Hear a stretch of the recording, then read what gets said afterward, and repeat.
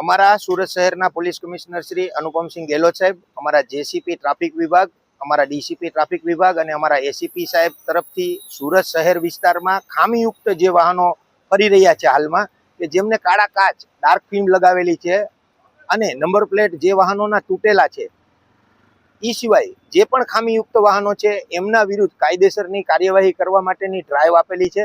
અને આ ડ્રાઈવની કામગીરીમાં અમે વાય જંકશન ખાતે હાજર છીએ. અમારી ટીમ દ્વારા જે ખામીયુક્ત વાહનો છે એમના વિરુદ્ધ કાયદેસરની કાર્યવાહી કરવામાં આવે છે.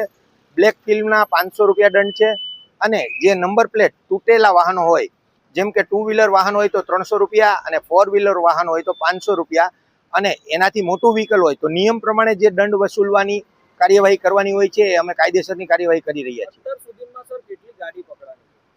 અત્યાર સુધીમાં કામગીરી ચાલુ છે તે દરમિયાન 3 વાહનો, 2 નંબર પ્લેટ વાળા અને 1 ગાડી કાળા કાચ વાળી ની અમે એના વિરુદ્ધ કાયદેસર કાર્યવાહી કરેલ છે.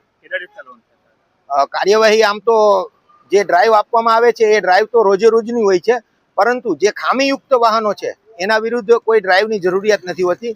એમના વિરુદ્ધ દરરોજે દરરોજ કાર્યવાહી કરવાની રહેતી હોય છે.